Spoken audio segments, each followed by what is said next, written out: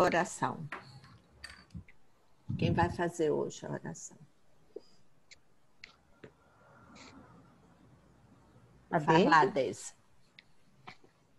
Senhor Jesus, mestre amigo, estamos, Senhor, mais um dia reunidos em seu nome.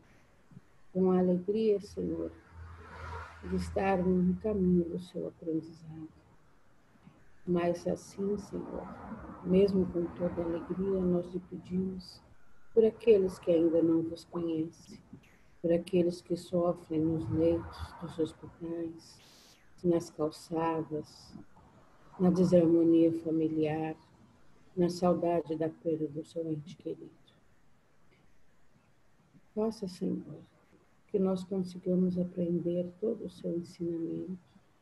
Abençoe o nosso amigo João, que tanto se propõe, Senhor, a nos ensinar, a fazer o estudo aonde pode ser a fonte, Senhor, de tantos dos nossos irmãos a saciar pelo conhecimento do seu amor. Seja conosco, Senhor, hoje e sempre. Que assim seja. Graças a Deus.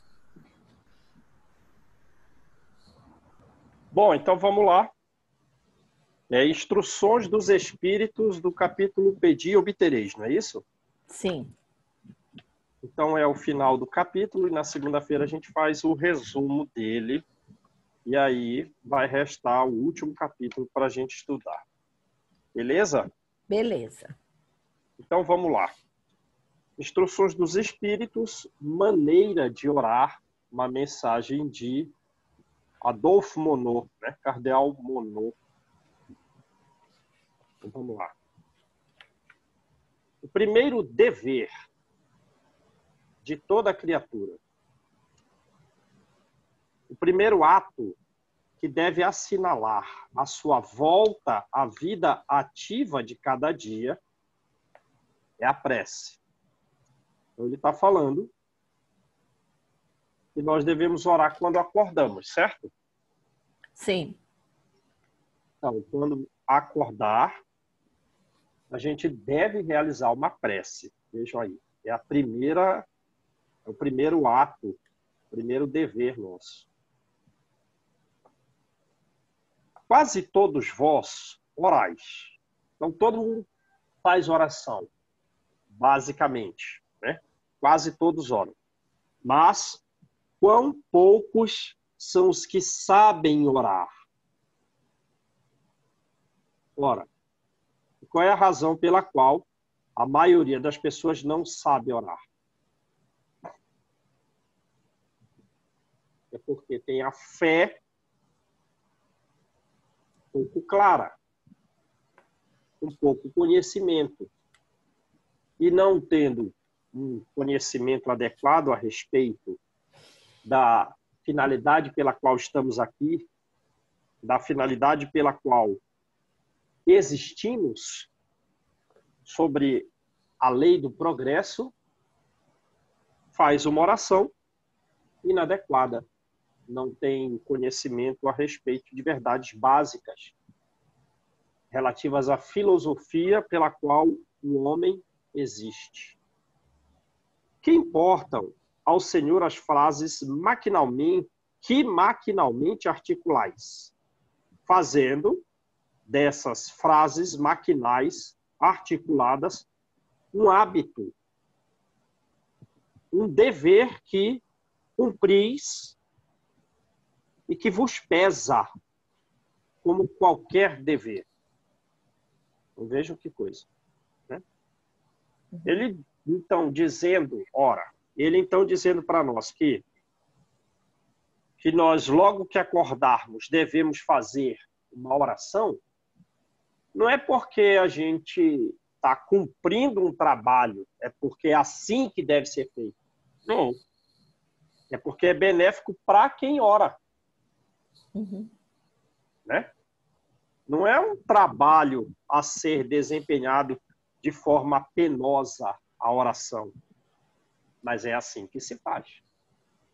Eu oro por quê? Porque eu preciso me libertar dessa atividade. como eu já a tendo cumprido. Não é isso? A prece não é isso, né?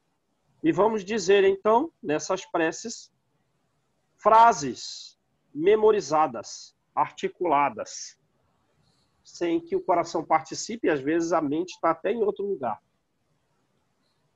E nem entende aquilo que está dizendo com profundidade. Ora, qual é a relevância disso para quem ora e para os espíritos que são superiores a nós?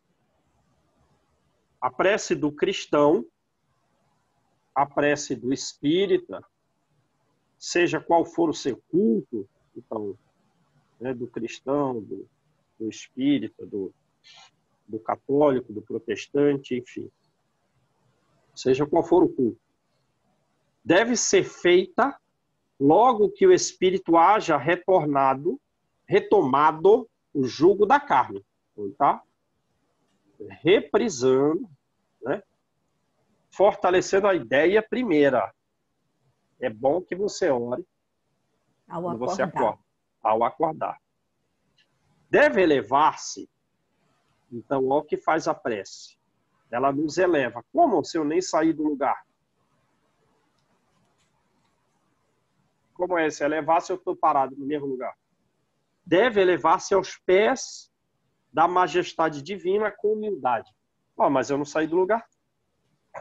Não é isso. É que a prece, o pensamento, a depender da qualidade da emissão do pensamento, a alma fica rarefeita. A alma adquire propriedades luminosas. Ora, e qual é o limite para essa rarefação da alma quando ela ora? Até quando podemos desenvolver essa qualidade de tornar a nossa alma brilhante, rarefeita? Qual o limite? Basicamente não tem. Basicamente não tem limite. Quanto mais nós nos dedicarmos à prática do bem, da caridade, com a prática da oração para nos direcionar o caminho, essas características que a alma desenvolve em si mesma, basicamente não tem limite. Se torna expansiva, se torna rarefeita, se torna luminescente. Isso é elevar-se. E essa prece deve ser feita com humildade, né? Nós mesmos desenvolvemos as nossas qualidades da alma como um vegetal que vai crescendo, crescendo, crescendo, crescendo. Basicamente, sem limite. João Evangelista não vai dizer aqui para trás que ele é como um sol que vai surgir detrás dos montes? Então, pensa na qualidade, nas características dessa alma. Ele tem uma resplandecência como se fosse um sol. Que tamanho de região ele abarca o seu perispírito? Com profundeza. Então, deve elevar-se aos pés da majestade divina, primeiro, com humildade. Segundo, com profundeza. Não pode ser algo maquinalmente falado. Tem que realmente partir do coração. No ímpeto, quer dizer, no arrebatamento, no entusiasmo de reconhecimento por todos os benefícios recebidos até aquele dia. E a gente entende todos os benefícios que nós recebemos até o dia, até hoje. Entendemos? Desde quando eu devo medir isso? Desde o nascimento. Desde o nascimento. A oportunidade, né, que nos foi dada. A oportunidade da reencarnação atual. E as anteriores também. E as vidas anteriores. Né? Há pouco me mandaram um slide que mostrava só a estrutura esquelética do corpo humano. E o vídeo demorou lá uns 5 minutos para estruturar todo o esqueleto humano com as suas junções e ligamentos e todos os ossos.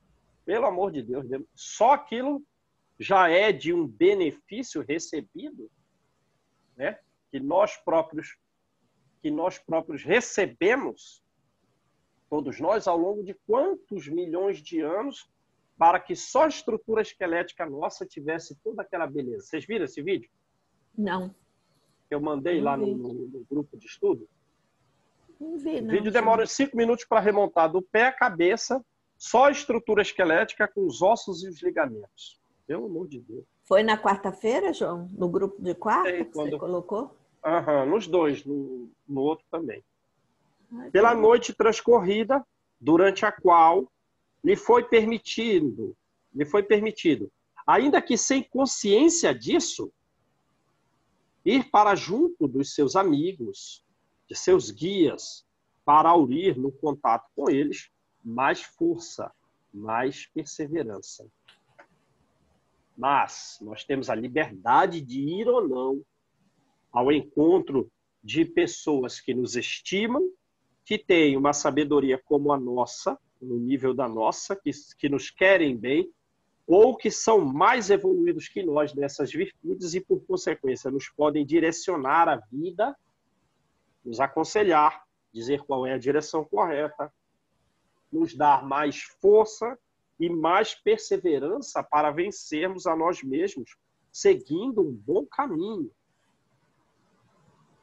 Né?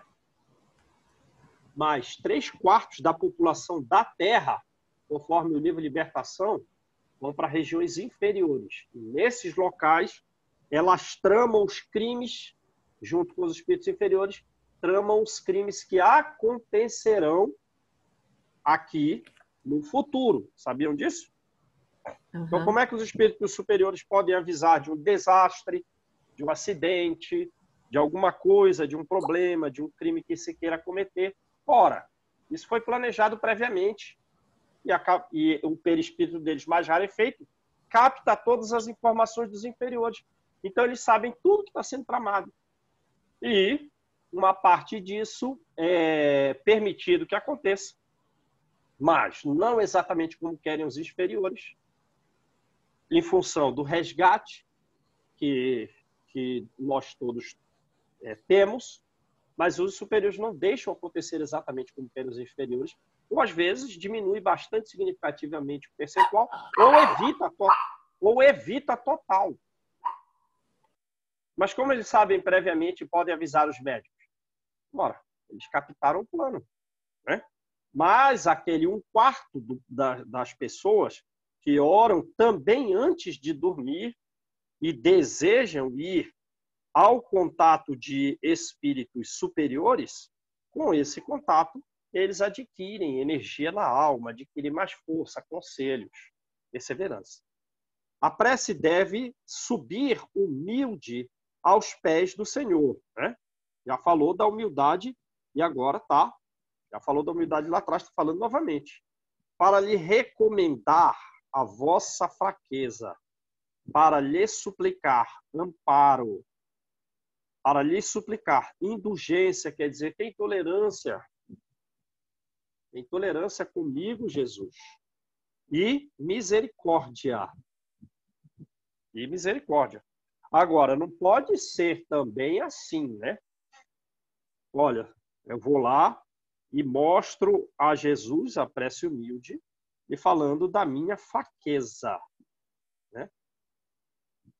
Que eu estou compreendendo o que é, digamos assim, o visgo que me prende aos erros. Num ponto, no outro ponto, ou às vezes falta só num ponto de desvio. Aí, para a gente, recomendando a nossa fraqueza, pede amparo. Pede tolerância. Então, significa que quem está pedindo indulgência, tolerância, significa que já errou naquela fraqueza.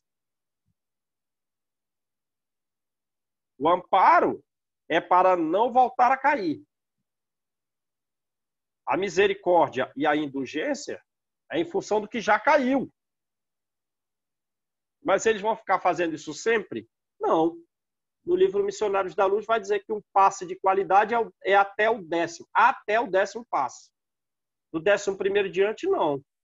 Porque a pessoa tem que sofrer as consequências da própria vida que leva, mesmo fora da casa espírita, né? Então, digamos, eu errei, caí, na pressa eu recomendei a minha fraqueza. Aí os espíritos vão não amparar? Vão. Vão ser indulgentes? Vão. Vão ser misericordiosos? Vão. Mas até quando? Para todo sempre? Como se eu não tivesse responsabilidade? Não. Certa vez eu errei numa coisa, aí eu errei noutra, na mesma coisa, eu errei novamente, aí o espírito que me ajuda me botou o seguinte sonho. O que eu estou vendo? Digamos assim, é um processo mediúnico? Não. Porque a minha mediunidade digamos assim, eu não tenho muita consciência a respeito dela. Mas em sonho, me vem claro a imagem. E o que eu estou vendo? Como todos nós podemos ver, né? Não tem benefício nenhum. Estou falando aqui como uma pessoa comum. Comunsíssima. Comunsíssima. Nós vemos, às vezes, não só o mundo espiritual. A clarividência permite, como tem no livro dos médiuns e tem no livro nos domínios da mediunidade. Você não está vendo só o mundo espiritual. Você pode ver o mundo espiritual? Posso. As circunstâncias, as paisagens e as pessoas. Mas você pode ver também, no livro dos médiuns vai falar quadros. Mas no livro Nos Domínios da Mediunidade vai dizer o quê? Você está vendo o pensamento do espírito, porque você possui uma sintonia com ele. Você tem uma sintonia com aquele espírito, ele está te guiando há um tempo, então você tem uma sintonia com ele. Então o que você está vendo? O pensamento dele. Entendeu? Porque o pensamento é uma forma que tem cheiro, que tem cor, que tem todas as qualidades de uma coisa, de uma paisagem comum. Ah, beleza. Então, errou uma vez, errou 2 vezes, errou 3 vezes. Aí falou, olha, você está numa beira de praia e sai nadando. Sai nadando. Sai nadando. Quando vê, você se perdeu naquele abismo infinito das águas e foi afundando. Foi afundando. Como quem diz, ó, presta atenção. Esse caminho aí é tu que está seguindo. Estou falando para tu não ir. E estou te dizendo quais as consequências. Mas a liberdade é sua. Quem moveu os braços na direção aí foi você. E você ficou, então, perdido naquele abismo imenso das águas. Eu? Estou fora. Então, o suplicar da fraqueza e a recepção de amparo para não voltar a errar, a indulgência e a misericórdia em função do que já errou, tem por consequência desenvolver a responsabilidade para evitar o desvio.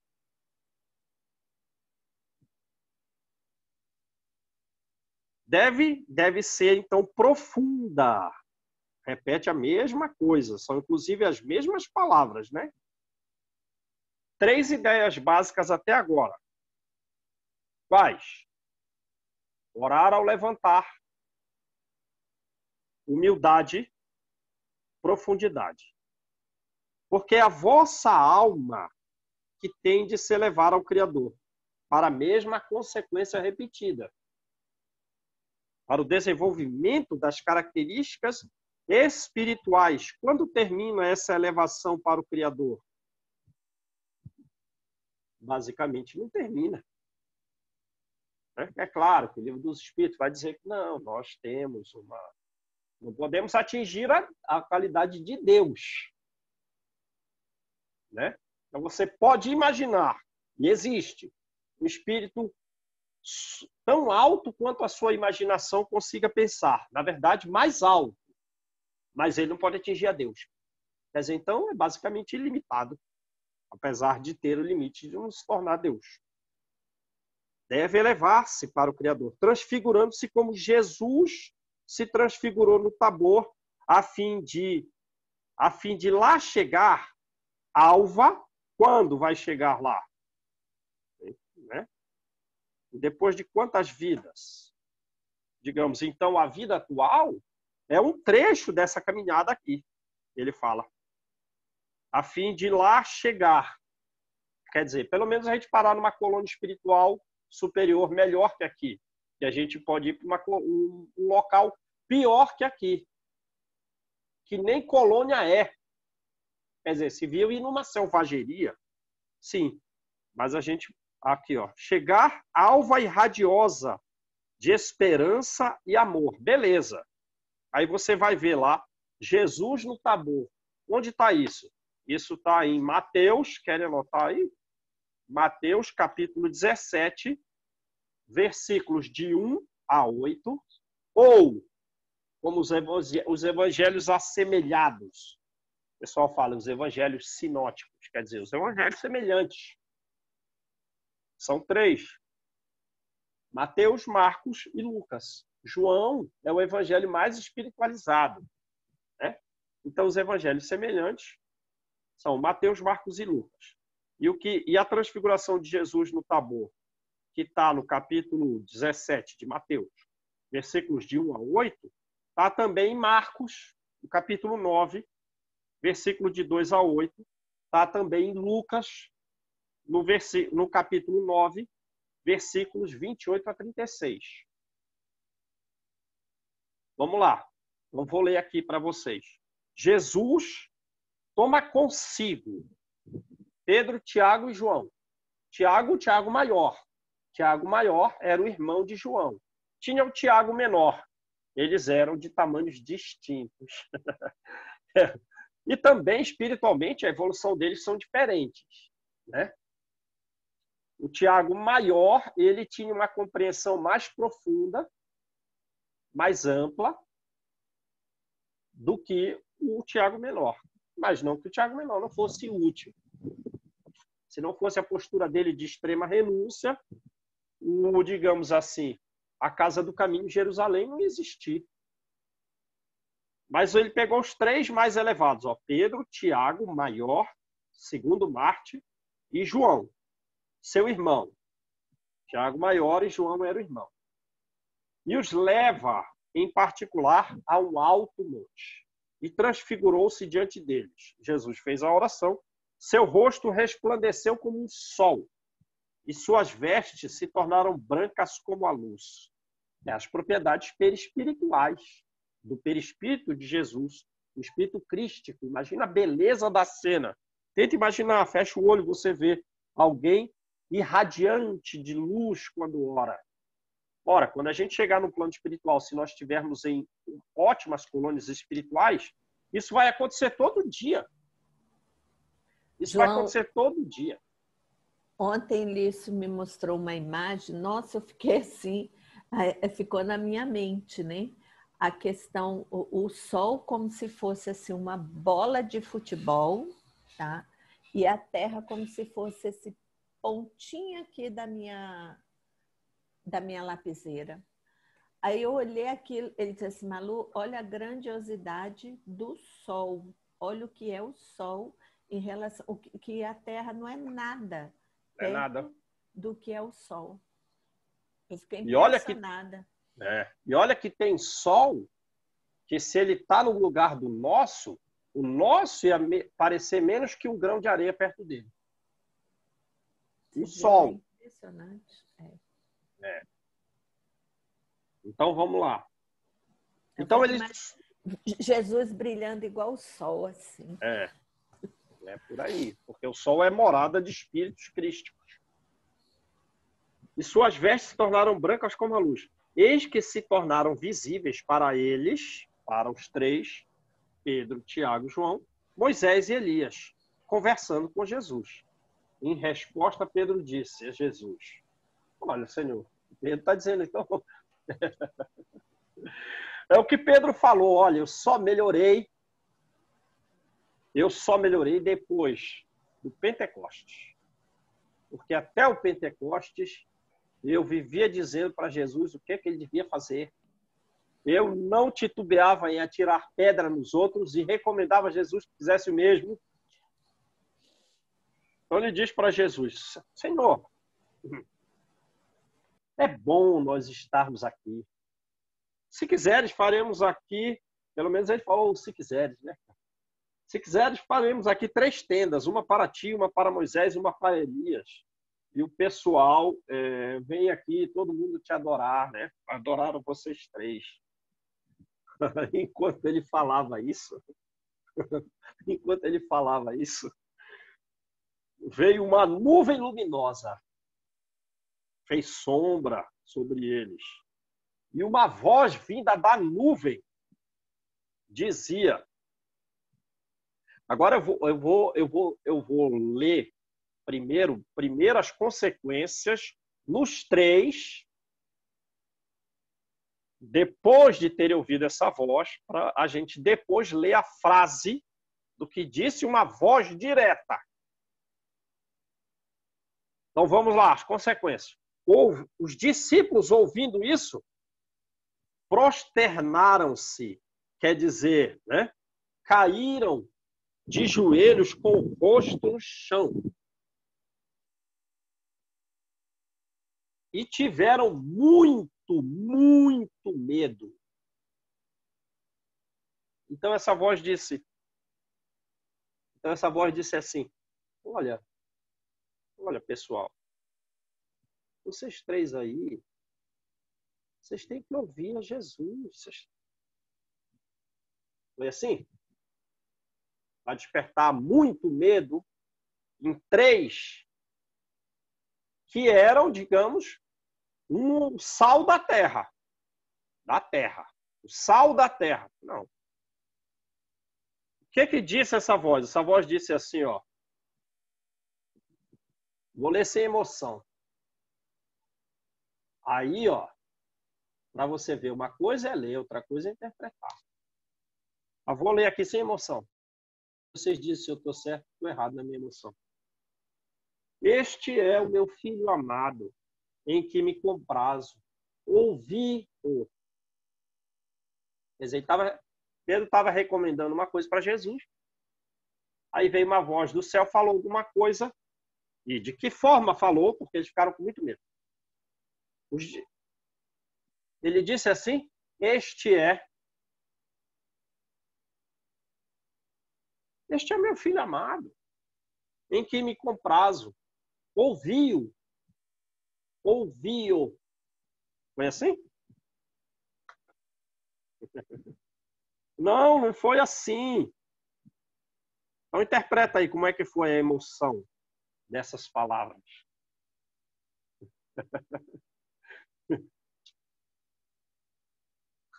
Vai, Malu, você vai falar. Igual quando a gente fala do filho, que a gente tem aquela emoção com o filho da gente, deve ter sido a mesma coisa.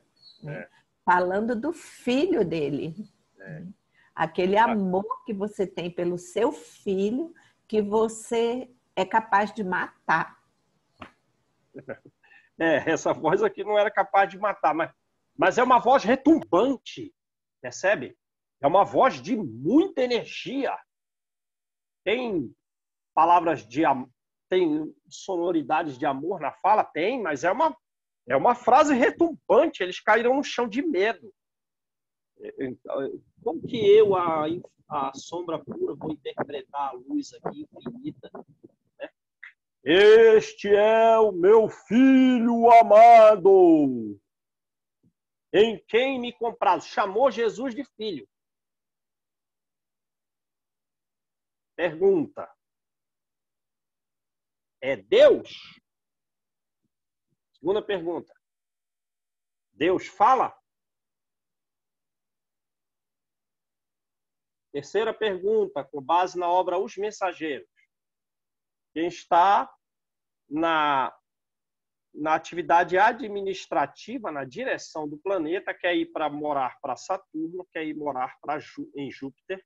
Quem está na direção desses planetas deseja residir no Sol. Quem está no Sol deseja ir para o centro da Via Láctea, sem ser Deus.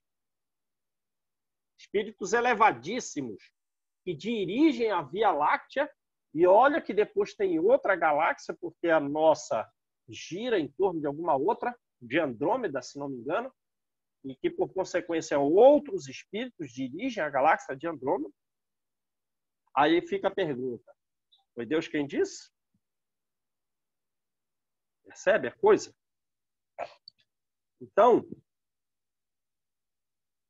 quando ele fala elevar a alma, ele está falando dessas características luminíferas que nós também podemos alcançar em múltiplas vidas. Mas que nessa vida já nos importa iluminar a alma, iluminar a nossa alma, né? Cérebro e coração, razão e sentimento, para não ser muito conhecimento e seco, ou ter emoção ótima, capaz de consolar, mas não sabe dizer a direção que deve seguir, nem a si, nem aos outros.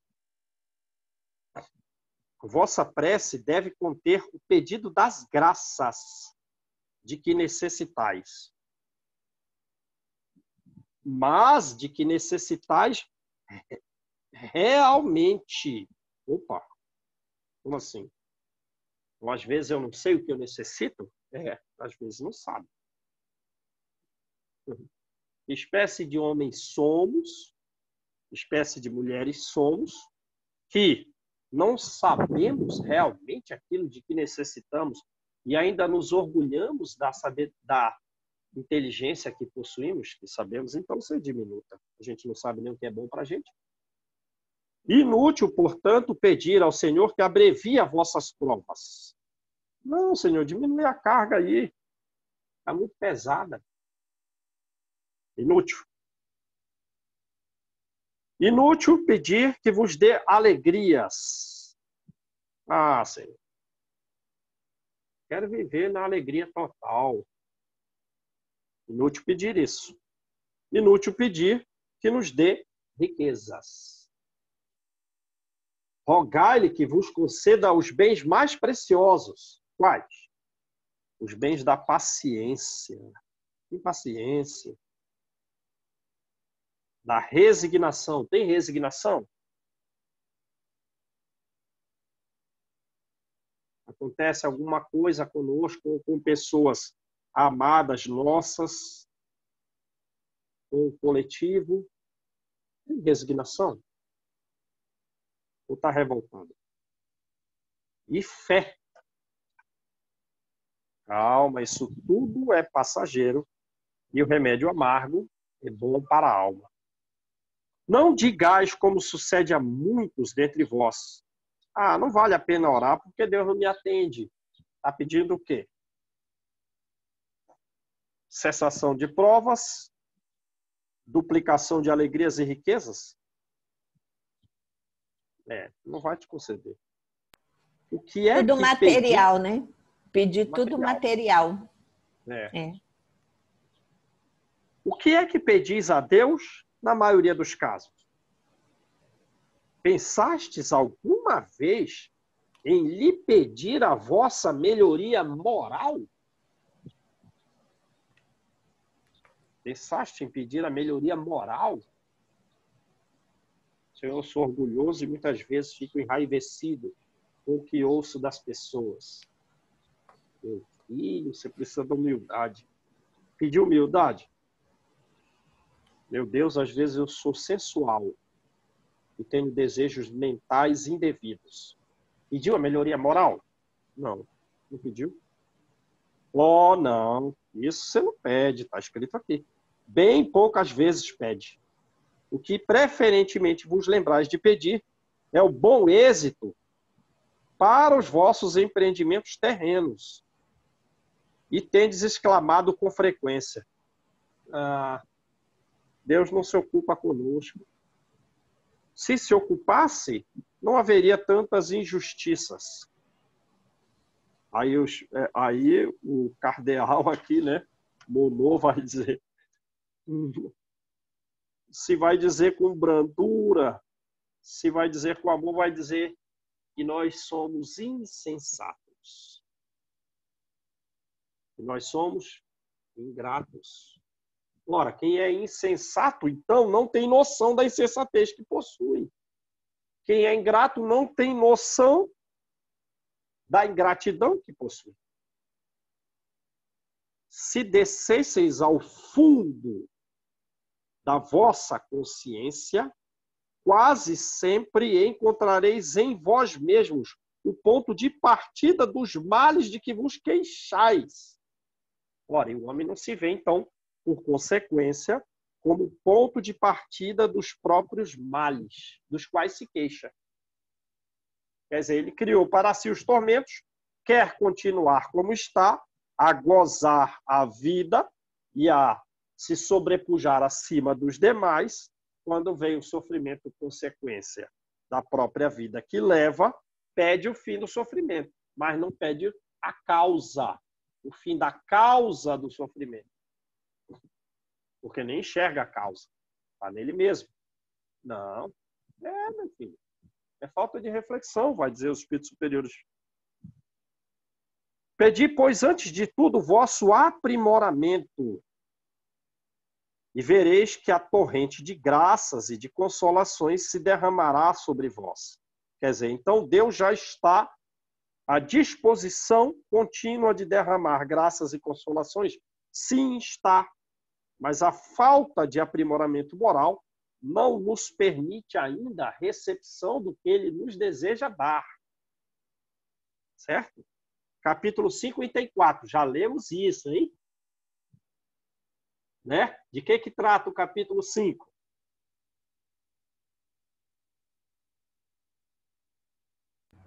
João, Sim. falando da prece, a prece, a palavra eu acho assim bem legal, é refrigério, né? Porque quando você faz aquela prece sentida, ela tira uma angústia da gente, porque ela nos coloca assim em situação de graça, vou falar, porque assim, às vezes você está tão angustiado, está tão desesperado por uma situação, quando você faz aquela prece sentida, você sente que a sua alma, né, que a sua alma, ela encontra, ela fica mais leve, né? E uma outra coisa que eu acho muito interessante, a Malu deve ver, eu estou falando a Malu, mas eu acho que tem mais gente que tem mediunidade, a prece daquele ser que fica tempo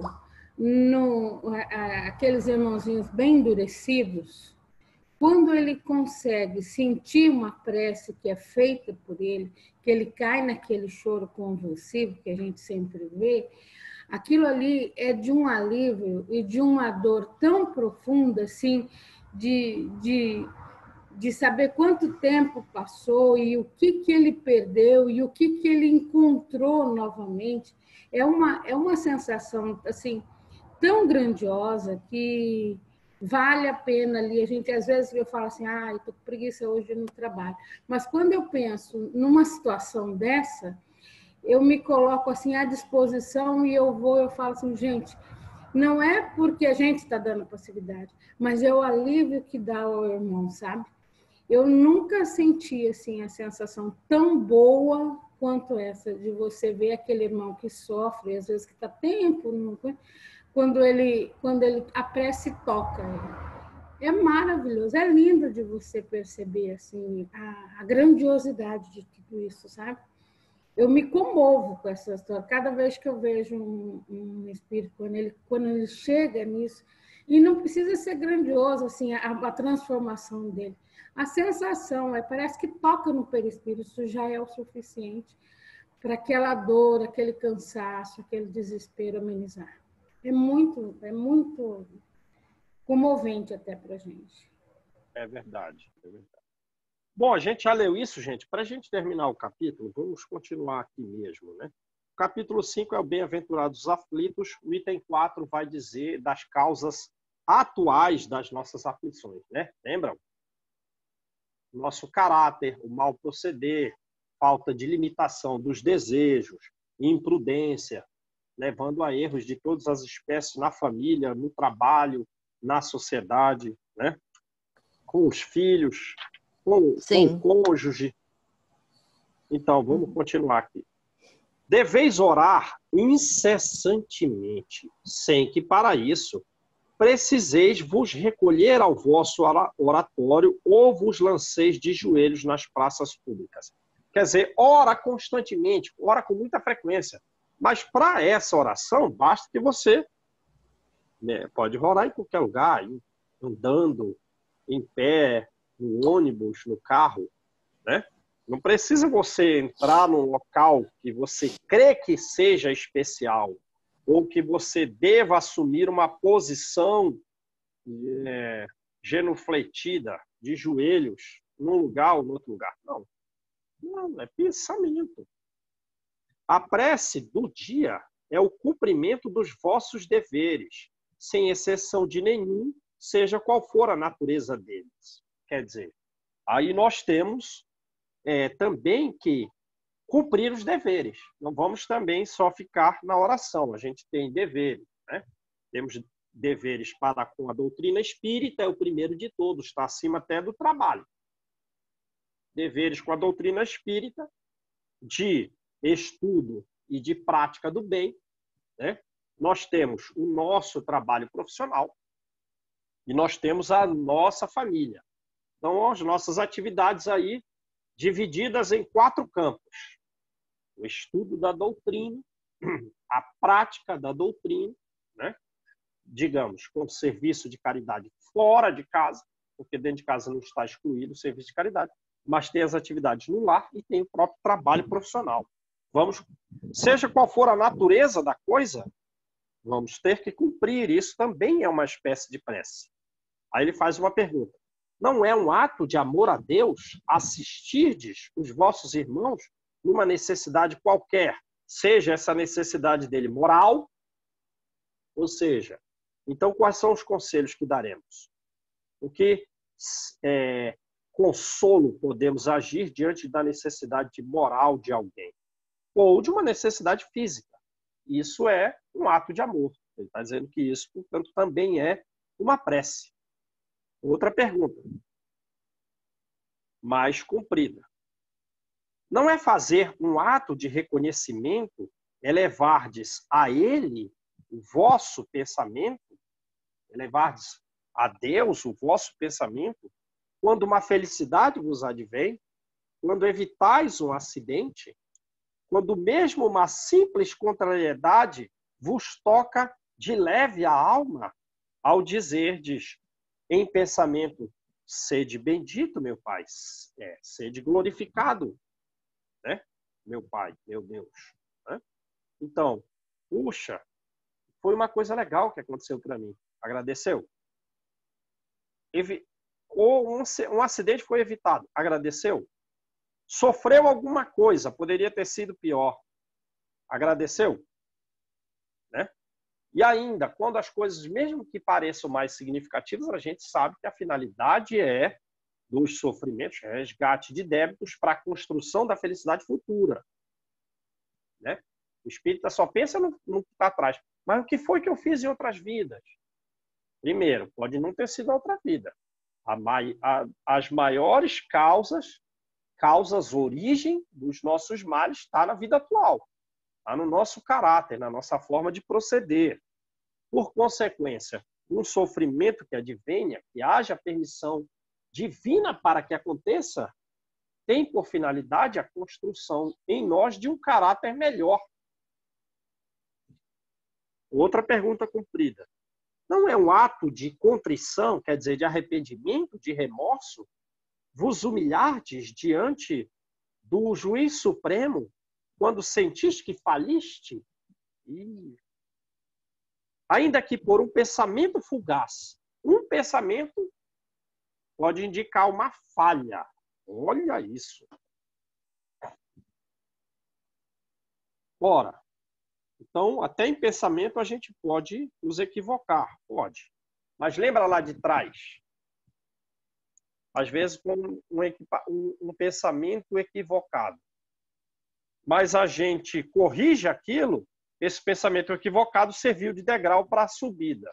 Agora, se damos margem para que esse pensamento, ainda que fugaz, errado, se desenvolva, vai ter consequências de dor.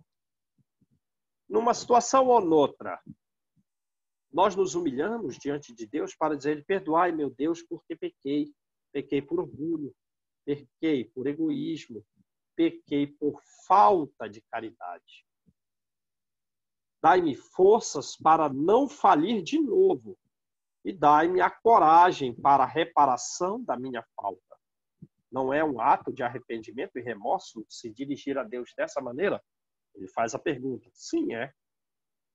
Isso independe das preces regulares. Quer dizer, esses pensamentos que a gente pode fazer continuadamente durante o dia, em qualquer lugar, rapidamente ali, questão de segundos às vezes, ou às vezes de minutos, independe das preces regulares da manhã e da noite e dos dias consagrados. Né? Independe. Vamos fazer a prece da noite para a gente não ir para uma região inferior igual a 3/4 do mundo? Vamos. Vamos fazer a prece da manhã para que ela nos guie nas atividades todas que devemos desempenhar durante o dia? Sim. Mas também vamos orar constantemente, num momento ou no outro, sem necessidade de um recolhimento especial? Sim. Então, vamos lá. Como vedes, a prece pode ser feita em todos os instantes, sem acarretar nenhuma interrupção dos nossos trabalhos. É questão de segundos, é questão de minutos no máximo. Dita assim, ela, ao contrário, os santifica. Em quanto tempo? Pode receber um conselho ali na hora. Pode, pela própria claridade, perceber melhor qual é o caminho a seguir. Mas a santificação nossa vai depender mesmo efetivamente de um prazo mais longo, no qual, em todo esse prazo, a nossa conduta seja essa que ele está descrevendo aqui. Tende como certo que um só desses pensamentos, um só, se partir do coração, é mais ouvido pelo vosso Pai Celestial do que as longas orações ditas, memorizadas por hábito, muitas vezes sem causa determinante, e as quais somos chamados maquinalmente a pronunciá-las na hora convencional. Se tornou um hábito, uma convenção na família, reuniu, vai fazer uma oração porque está reunida diante de uma mesa farta. Beleza, como é essa oração? Ela tem uma causa profunda? Não, é mais um hábito convencional. E como é essa oração? É dita com profundidade? Não, é uma memorização de lábios. A outra que você faz no dia a dia com uma causa profunda é mais ouvida que essa de hábito. Então vamos lá. Felicidade que a prece proporciona, mensagem de Santo Agostinho. Vinde, vós que desejais crer. Os espíritos celestes. Então são de mundos celestes. É o último mundo, né? Celeste ou divino. Acorrem a vos anunciar grandes coisas. Então eles podem, os celestes, nos anunciar grandes coisas. Deus, meus filhos, abre os vossos tesouros para vos conceder todos os benefícios. Então eles querem nos atender. Mas nós não batemos nessa porta. Homens incrédulos, se soubesseis quão grande bem faz a fé ao coração, quer dizer, então faz com relação às questões sentimentais. Retirou a fé. Então envolve conhecer, envolve estudar, envolve praticar o bem. Retira a angústia, retira a ansiedade da alma, retira a depressão. Em quanto tempo? Enquanto nós nos dedicarmos a isso. É óbvio que em alguns casos, a depender da determinada situação, como a gente vê no livro Nos Domínios da Mediunidade, vai demorar um tempo para a pessoa sair daquele sofrimento na qual ela própria se colocou, por erros de vidas pregressas, né? E a casa espírita está cheia de dramas do passado. Cheia, todo mundo tem uma história dramática, uma história complicada de vidas anteriores. Mas o trabalho vai nos livrar dessas consequências sentimentais desastrosas nas quais nós próprios nos colocamos. E como induz a alma ao arrependimento e à prece? A fé induz a alma ao arrependimento e à prece. A prece, eu queria ouvir Santo Agostinho falar esse será que foi igual ao meu insensível que eu coloquei aqui? Não, eu não tenho sentimentos nobres o suficiente para dizer essa interjeição como ele colocaria. Ele, se pronunciasse, ia tocar a todos nós. Mas João, ela é um símbolo cheio de jornal, como diz Paulo. É um símbolo que retinha. Como são tocantes as palavras que saem da boca daquele que ora. A prece é o orvalho divino que aplaca o calor excessivo das paixões. Eu estou apaixonado e quero fazer alguma coisa equivocada com relação ao sensualismo, com relação ao egoísmo. A prece vai diminuir esses desejos indevidos. Ela é um orvalho que aplaca esse calor. A filha primogênita da fé. Filha primeira da fé. A prece é filha primeira da fé. Ela nos encaminha a prece para a senda, para o caminho que conduz a Deus. No recolhimento e na solidão, estás com Deus. Né? É como diz Saulo, está sozinho, foi abandonado pelo mundo, foi dormir numa caverna, e aí sonhou com o plano espiritual, veio ele, Abigail, e ele vai dizer assim, mesmo o pior dos homens, olha, então veja como é que ele se via. Não está abandonado por Deus. Mas está sozinho, no mundo, mas está sempre com Deus. Então, quando a gente está sozinho, na solidão, estamos com Deus. Para vós já não há mistérios, pois eles se vos desvendam. Aí os espíritos superiores vêm e nos aconselham. Olha, essa direção é abismal. Vamos começar outra. Sobe o caminho. Apóstolos do pensamento, para vós é a vida. Então, é questão mental. E é a prece quem dirige a nossa vida. Ela nos diz como viver. Vossa alma se desprende da matéria e rola por esses mundos infinitos e etéreos que os pobres humanos desconhecem.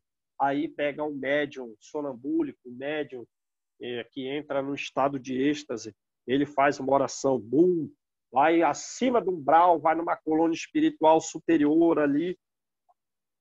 É isso aí. É o que consegue com a prece. Marchai. Marchai pelas veredas da prece, pelos caminhos que a prece proporciona. E ouvirei as vozes dos anjos. Que harmonia! Basta ver Saulo lá, quando encontrou Abigail e Estevão.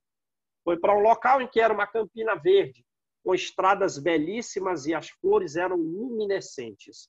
E ele ouvia som de harpas e alaúdes divinos, como jamais existiram na Terra, uma musicalidade constante. Aí vem aqueles anjos, né? Aqueles espíritos muito elevados, Abigail e Estevão. São mais novos, as roupas brilhantes, né? Que harmonia!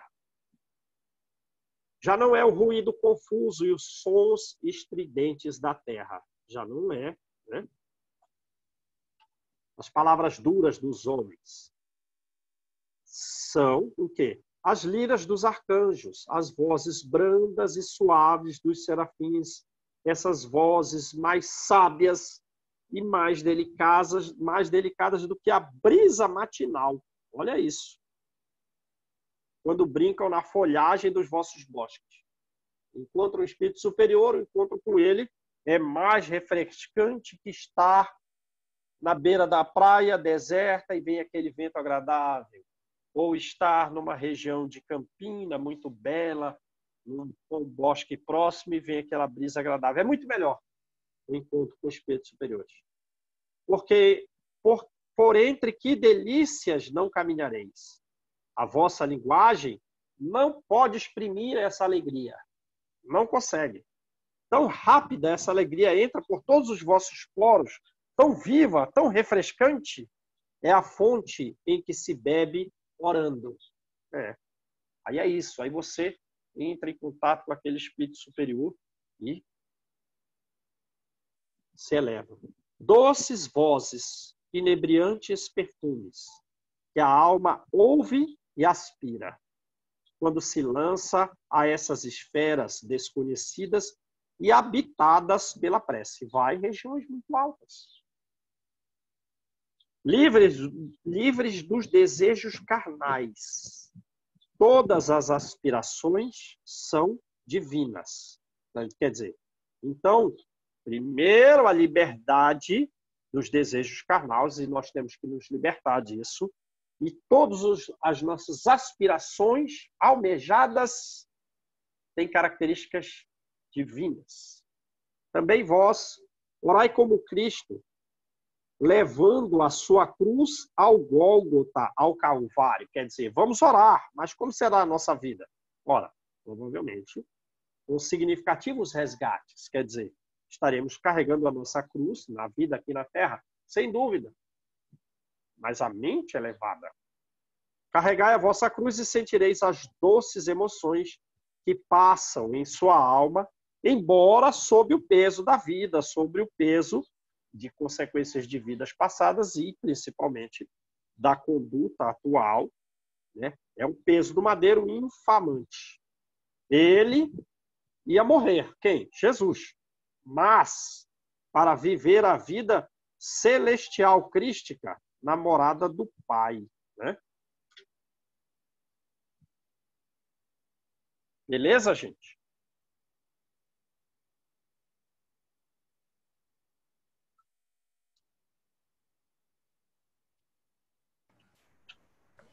Muito bom, João. Muito bom. Lindo. Também Santo Agostinho, né? Santo Agostinho. É a coisa que é mais alta. Pois é outra. Entraremos no último. As coletâneas. As coletâneas. Último. Na próxima vamos fazer o resumo, né? O resumo, né?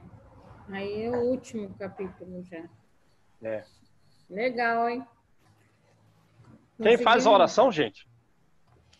Faz você, João, para a gente passar o fim de semana bem. Sua prece é tão profunda. João, eu fiquei pensando, você falando aí, quando chegou a nuvem e a voz direta, eu falei, eu desencarnava. Não tinha outra chance comigo. Na hora, eu desencarnava.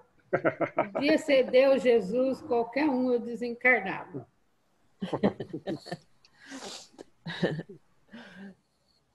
Então, vamos lá. Mestre Jesus, aqui estamos, Senhor, unidos mentalmente, buscando desenvolver as qualidades de nossa alma, que há séculos e séculos tu desejas que germinem em nós essas boas virtudes. E que sejamos nós, como botões de rosas, a abrirmos para jamais fecharmos, de forma que essa quintessência da nossa alma nos permita uma frequência mais constante de contato com os espíritos que são superiores a nós, para nos refrigerar a alma, para nos consolar, de forma que também possamos mais servir e desempenhar os nossos trabalhos com todas as qualidades que tu desejas que a desenvolvamos.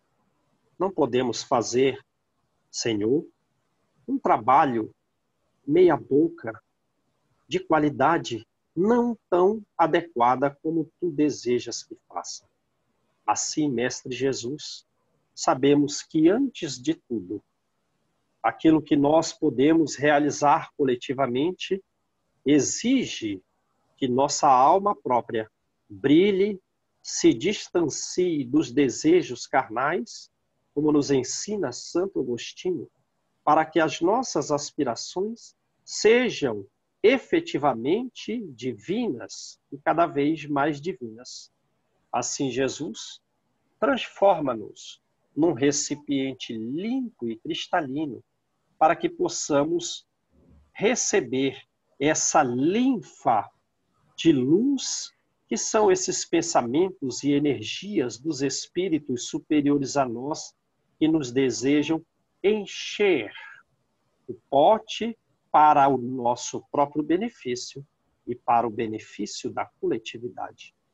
Auxilia-nos, Senhor, a limparmos esse copo, a deixarmos sempre brilhante, para que estejamos sempre com os canais abertos à recepção da Tua energia, que nos conduz e, portanto, conduz o coletivo para a construção de um mundo regenerado. Abençoa-nos, Mestre, hoje e sempre, graças a Deus. Graças a Deus. Tchau, gente. Um abraço. Fiquem com Deus.